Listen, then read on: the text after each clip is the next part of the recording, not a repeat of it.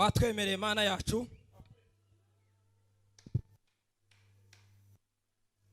kuba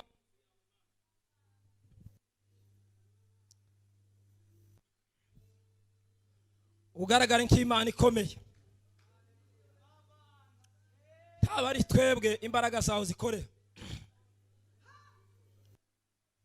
udusirire ibyo dushoboye n'ibyo tutazi. Turamagara Mwuka Wera w'Imana ngo amanuke, turanetraliza imbaraga zose, turakubita hasi bidafatika kugira ngo twemererwe kuvuga ubutumwa. Ureke Mwami Yesu tube mikoro, turangurure nawe ukore. Data mu izina rya Yesu, muri uyu mwanya iki kirere n'ubutaka reka butegekwe nawe, ikirere cyezwe nawe, ijuru ridutaramire, ijuru ribane natwe. Cheniza la tos la verde ni stiki le trace. Mana atari wewe, hatari imbaraga zawe, ibyo dukora byose byaba ubusa.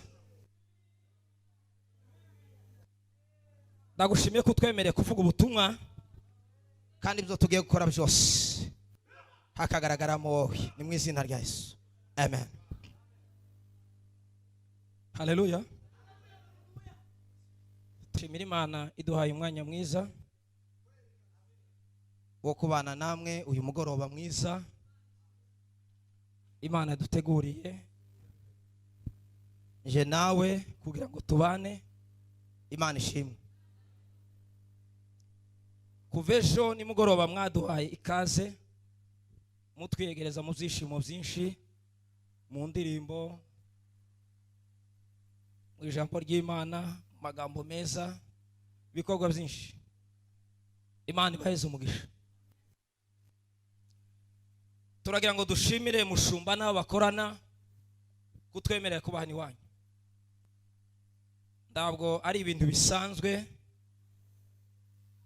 kugukingura imiryango bakaguheza gatuti kugira ngo ugire icyo ubwira abantu, bivuge ngo baba baguhaye icyizere kidasanzwe.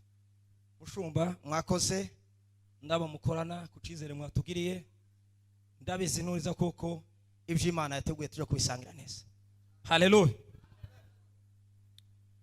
Uyu munsi turanezerwa kandi turagubwa neza. Buri muntu wese wumve yuko icyo Imana yateguye kikugeraho, ikintu mu mwanya wacu, mu mwanya wacu. Haleluya. Haleluya. Ndagira ngo tugane ijambo ry'Imana. Dusome hano mu Bagalatiya ibice 5 no ku murongo wa 16. Niyo dushaka dusozere ku 19. Twakurikije topic yanyu, ntabwo tuyisiga turaje kwisoma. Havuze ngo ndavuga nti muyoborwe n'Umwuka, kuko atari bwo mutazakora ibyo kamere irarikira. Kuko kamere irarikira ibyo Umwuka yanga, kandi Umwuka yifuza ibyo kamere yanga. Kuko ibyo bihabanye, nicyo gituma ibyo ushaka gukora atari byo ukora. Ariko 19, dore imirimo ya kamere iragaragara, ni gusambana, gukora ibisoni, iby'isoni, no kuroga, no kwangana, no gutongana, n'ishari, n'umujinya, n'amahane, no kwitandukanya, no kwirema ibice. Reka tugarukire aho ngaho. Turabashuje mu izina rya Yesu. Ndagira ngo tuganire ijambo nahaye umutwe w'amagambo uvuga ngo kuba mu buzima bufite itandukaniro. Kuba mu buzima bufite itandukaniro. Kugira ngo ukore hagire ikintu kigaragara mu buzima cyangwa mu byo ukora, nuko hari ikintu uba warakoze kidasanzwe.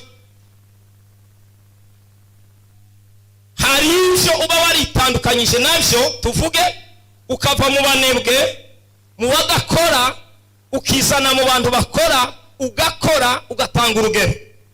Tuvuge ngo amen. Tuvuge ngo amen. Bivuga ngo uba waravuye mu buzima. Amen. Naho ubuzima bwa rusange rimwe na rimwe usanga ari ubuzima bw'ikivungi, budafite izina, budafite icyerekezo, budafite icyo buvuze. Ubwo babwita ubuzima en general. Tuvuge ngo amen. Twongere kandi haleluya. Ariko ubuzima bufite itandukaniro n'ubundi buzima, hari ikintu kibugaragaza. Ngo wapfa kwishyira mu gitondo, ntabwo wapfa gutura ngo byisane, ngo bize muri wowe, ngo byihindure, habe niyo wosenga, habe niyo byogenda gute, niyo wakora iki, ntabwo bizakwihindura. Kugira ngo ugire ubuzima bufite itandukaniro n'ubundi buzima, hari icyo ugomba gukora. Tuvuge ngo amen. Sema haleluya. Jina la Yesu libarikiwe. Hari igihe abantu turirimba tukavuga ibintu bitandukanye, reka nkubwire ngo ni byiza, ntabwo bihagije. Kubikora byonyine ugatura imyaka 100 nta mpinduka n'imwe ugaragaza. Sema haleluya. Kuko utifuje kuba mu buzima bufite itandukanirizo n'ubundi buzima. Amen. Twongere kandi haleluya. Narimbuze ngo tuganire ku mutwe w'amagambo uvuga ngo kuba bufite itandukanizo n'ubundi. Amen. Kurugero, iyo ikintu cyangwa iyo ibintu biri hamwe byose bisa, iyo byitegereje ntabwo usumenya itandukaniro. Nimba ari bafure urabona ari amabafure yose kubera ko kwasa, ariko iyo usanye indi kurere cyangwa indi shusho, iyo witegereje ukareba uzuvuga ngo biratandukanye bitewe n'amabara arimo. Tuvuga ngo amen. Nimuntegere haleluya. Dusirimba ariko nitukira abacu ngo twiyobore mu byo dukora bitadukwiriye, twahamagariwe gukora umurimo wadutumye hakiri kare. Sema haleluya. Narimbuze ngo iyo ibyo bintu bidafite amabara atandukanye ntabwo wabasha kubitandukanya. Ariko iyo habayemo amabara ubasha kuvuga ngo ibi bintu biratandukanye. Reka nkubwire ku rugero. Hano turi umuntu aje akicara mu nago byanze bikunze uko biri kose, n'abanyafrika b'abarundi bicaye hano, ntabwo wabasha kumenya ikindi kintu kimwe. Wavuga ati nuko agatana iyo message kubera iki? Kuko yabonye turabirabura kandi turi mu Burundi. Poe nicyo utana. Nimusubize tuvuge ngo amen. N'ubuzima bw'abakristo, kugira ngo bwitwe ubuzima bw'abakristo, nuko mbere bwabanje kwitwa ubundi buzima buri hamwe buhujwe, ariko abantu bamaze kumenya baratandukana. Nicyo gituma babita iki? Abakristo, nkuko bemeye gutandukana n'ubundi buzima bwa kera. Nimuvuga ngo amen.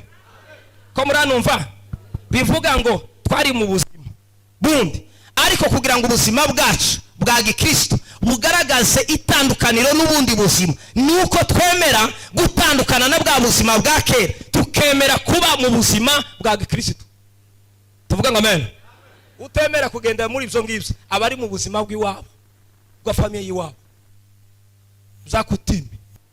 Ariko ubuzima bw'Imana uva mu buzima bwa kera ukaja mu buzima bw'abakristo. Tuongere kandi haleluya.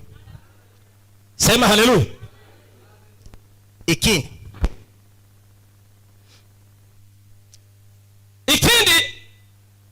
kizakigaragaza ubuzima bwacu nyabwo bw'abakristo. Bibiri ijambo ry'Imana risema ngo kera ntitwari tuzwi, twari kure n'amasezerano, nta zina twari dufite.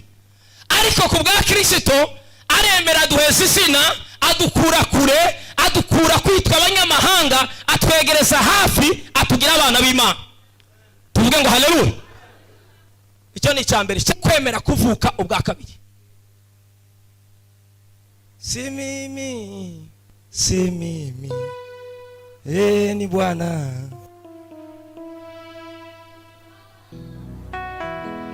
Ako gusa bivuga ngo ubuzima bw'umukristo iyo yemeye, cyangwa ubuzima iyo wemeye kuvuka ubwa kabiri, ntabwo ari wowe uhari cyangwa ntabwo ari wowe ukora, habakora Kristo muri wowe. Sema haleluya. Icyo ni ikintu cyambere kigaragaza umuntu ufite ubuzima bufite itandukanyirizo n'ubundi buzima. Ni munsi ubize tuvuga ngo amen. Sema haleluya. Amen. Narimbuze ngo kuvuka ubwa kabiri kugira ngo twizire, niko navuga mu murongo w'isu, kugira ngo dukorere Imana, kugira ngo tunezeze Imana, kugira ngo tubane n'Imana, biradusaba kugira icyo dukora. Sema haleluya.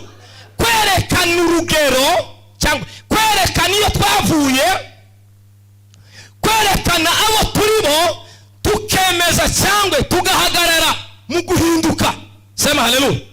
Iyo twemeye kuzabwa ubwa kabiri ni ikimenyetso hamya yuko Imana iri muri twebwe. Tuvuga ngo amen. Reka mbahize urugero. Umuntu wakishijwe none ari umupagani, akatura kavuga ngo natuye ko Yesu Kristo ari umwami n'umukiza wacu. Icyo kintu aba yakoze imbere y'amaso y'Imana ni cyiza, ariko umwitegereje ukamureba nta kubona muri we, kuko nta kindi kintu yari yakora, nta yindi geste, nta kindi kintu yari yubaka muri wowe. Uzosavuga ngo imba natuye, yatuye ko Yesu Kristo ari umwami n'umukiza, ariko ikindi kintu muri wowe ntacyo. Iyo umwitegereje mu wundi buryo wowe ni umupagani, iwe n'umupagani nta tandukanyirizo. Tuvuge ngo amen. Telo basiki. Tuongere kandi haleluya. Reka nsubiremo.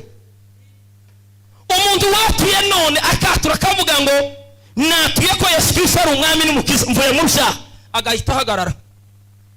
N'umupagani nawe bari babana uri hari, ubitegereza ukareba yabo, ukitegereza imirimo yabo, ukitegereza ikibaranga, byanze bikunze uzobona basa, byanze bikunze uzobona nta tandukanyirizo. Ndabeshe militas kesimas. Tuongere kandi haleluya. Kugira ngo wa muntu agaragaze itandukanyirizo na wa mupagani babana, wa wundi watuye ko Yesu Kristo ari umwami n'umukiza, biramusaba. Sema haleluya. Biramusaba kugira ngo yigire imbere, yemere, ayoborwe. Yandiri mbura mwana si mimi. Tuvuge ngo amen. Kugira ngo yemere mwuka.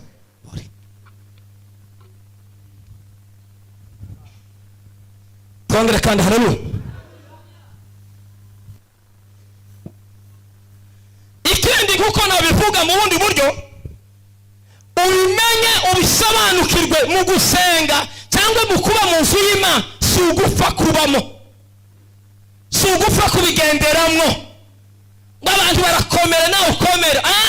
Banza ucunguze umwete, witegereze. Sema haleluya. Mureke nkubwire, nicyo gituma abantu benshi badakura, nicyo gituma usanga ijambo ry'Imana cyangwa ubutumwa bw'isi ugasanga tubukoze isoni, kubera iki? Ntitwacunguje umwete kugira ngo tumenye. Amen. Amen. Sema haleluya. Ikindi, ugomba kubisobanukirwa neza, cyangwa ubuzima bwose buba mu inzego zitandukanye. Revo ntabwo ibintu byose mu isi biresha.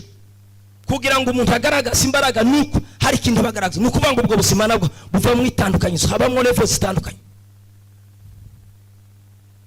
Amen. Sema haleluya.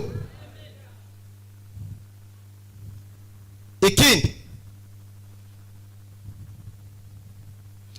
hari ibintu byinshi usanga kwibaza, tukibaza ngo ese ni gute? Ese kugira ngo tugaragaze itandukanirizo ry'abapagani n'abadakishwa niki, reka nkubwire, iyo watuye nongere mbivuge, kugira ngo ugaragaze itandukanye n'imirimo, n'ibikorwa. Iyo ukora ibikorwa byiza, ugakora ibikorwa by'ubutwari biharanira kugira ngo ijuru cyangwa ihumana we muri wowe, nicyo kikugaragaza. Ariko mu gihe uzatura ukavuga ngo Yesu Kristo n'umwami n'umukiza, ntagere ikintu ukora, wowe n'umupagani murasa. Ese kubera iki batavuga ko umupagani umurusha iki? Ni iyihe mirimo wakoze? Ni iyihe bikorwa wakoze? Mwese muri kimwe.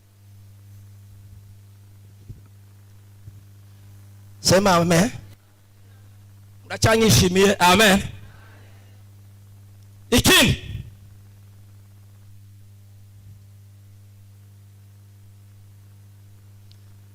akenshi usanga Kristo batamenye mu kuba mu buzima bufite itandukaniro. Usanga bitwa abakristo ariko ugasanga muri bo kamere irabayoboka. Kandi Bibiliya ijambo ry'Imana rivuga ngo uwamenye Kristo cyangwa ufite umwuka w'Imana ntabwo kamere imuyobora, kamere iramuhunga. Ariko abenshi kuko batamenye kuba mu buzima bufite itandukaniro, kamere imuyobora ari umukristo. Ntutekereze, ni ukuvuga ngo rimwe na rimwe turatsindwa, rimwe na rimwe ntitumenye ibyo tubamo, rimwe na rimwe tugenda mu ntu gusa nk'abahota mu biki. Usanga dukora gusa dupfa ko, reka nkubwire, gukorera ijuru si ugupfa gukora, ni ukumenya icyo ukora. Amen. Bimeze bite? Sema haleluya. Ejo bazabikosora. Twese Imana ishoboye. Sema haleluya. Narimvuse ngo si ugupfa kubamo. Uwakishijwe, uwemeye ko Kristo aba muri we, agaragaza ubuzima bufite itandukaniro, ntabwo kamere yaba ikimuyobora. Mu gihe umuntu agaragaza kamere, agendera muri kamere, bivuga ngo uwo muntu aracyafite ubuzima buvanze. Afite ishusho gusa yitwa ngo ni umukristo, abantu bazi ko ari umukristo, ariko muri we ikimuyobora aracyayoborwa na kamere. Mureke duhinduke mu izina. Niyo mpamvu benshi usanga ugasanga umuntu arasambana, ugasanga umuntu arasomana, ugasanga umuntu araroze, ugasanga umuntu yagize mu buki. Kubera iki? Ntiyabashe kumenya ubuzima ngo atandukanye. Mwaje kutugaburira ngo tureke kubabwira kuri ngo bigende gute? Jewe ndavuga iminsi yanje nzabavuga, fiti nzobabwira. Amen. Bazango ikinyoni kigurutse kitavuze niki? Ntabwo twobe ibinyoni ntibishoboka. Ngawe none tubegaye none. Nemba bitabaye ndavuga. Sema haleluya. Sema haleluya. Icyo kibazo nicyo cyishe amatore, icyo nicyo cyishe abakristo. Ugasanga abakristo baracyatuye mu buzima, ugasanga bafite ishusho y'abakristo ariko ibikorwa si iby'abakristo. Ugasanga kuvuga ngo n'abana b'Imana wabitegereza muri bo, ugasanga haravamo imyotsi, gusebanya, kwicana, kuvugana nabi, kwica mugenzi kugira ngo wabeho. Reka nkubwire ngo uzamuvuga ibitari byo, ariko nimba Imana akorera ijuru, ijuru rizamutabara, ariko wowe kizakubaho. Niyo mpamvu munsi y'Imana ugomba kwimenya, ukamenya ibigukwiriye, ukamenya ubuzima bwawe, ukamenya uburyo wariyanta ubuzima bwawe, ukaba ngo bisanze bikunze ngomba kuba mu buzima bufite itandukanizo n'ubuzima bwa kera. Yeme birasuzuguje, biteye isoni kuva ngo turaba Kristo twarangiza ugasanga tuyoborwa n'ibya kera. Tibishoboka. Amen. Amen. Ikindi,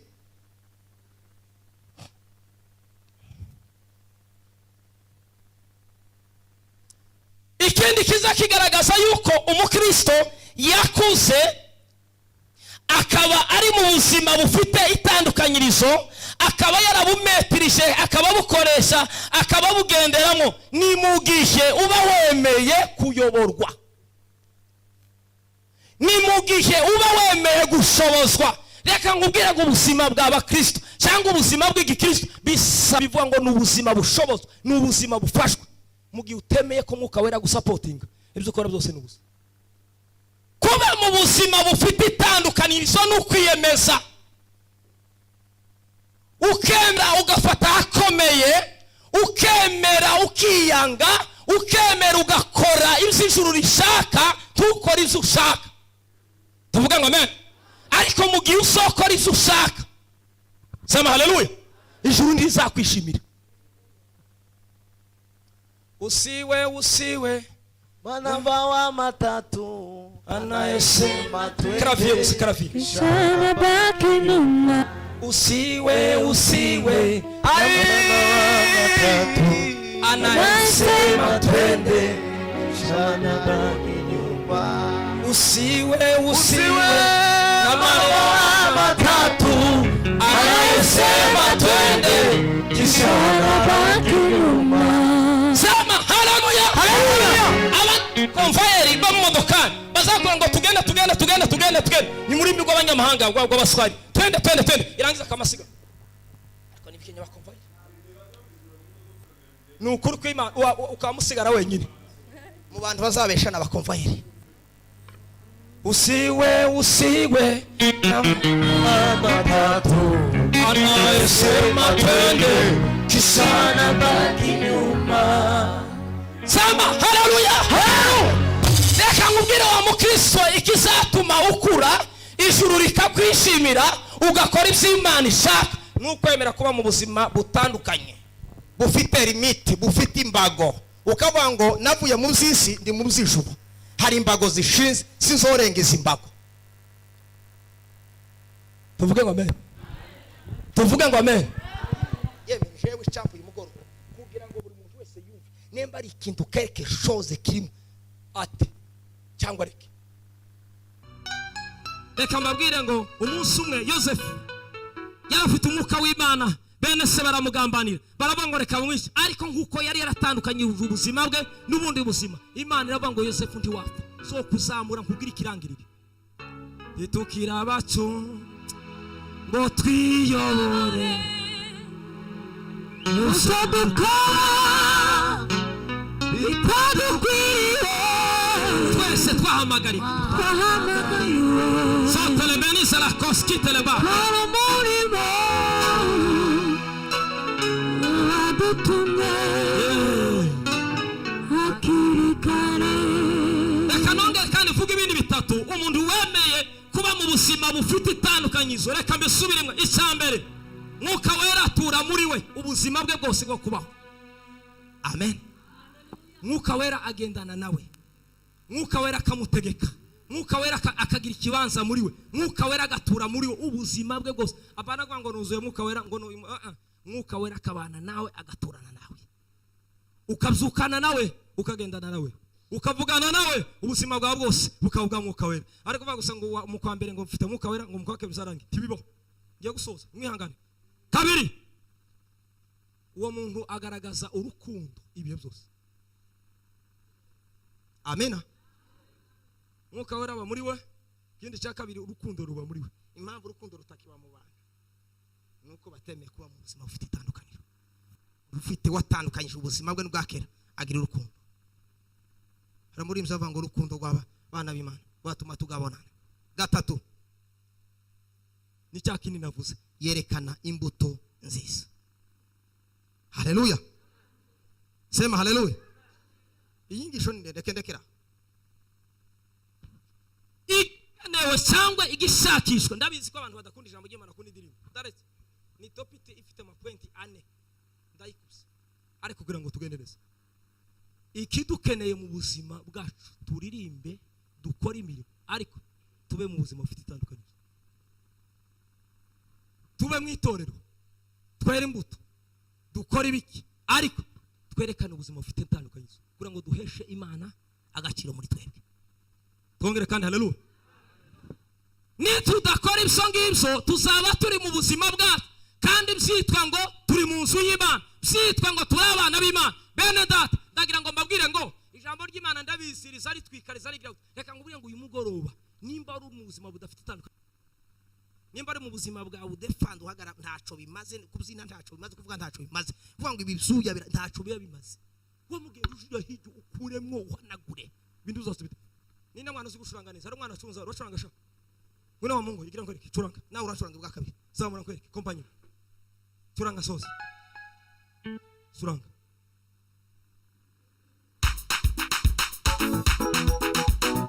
zamura volume tu ihangane sose